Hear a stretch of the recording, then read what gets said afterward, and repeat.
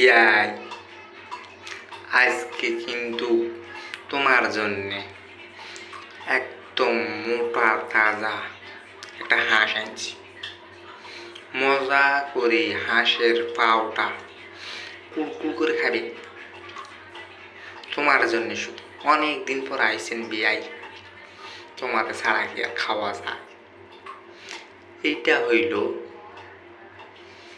একজন মেয়ের বাবার কথা, আপ্যায়ন এবং আদর আপ্যায়ন, আর ছেলেদের বাবার আপ্যায়ন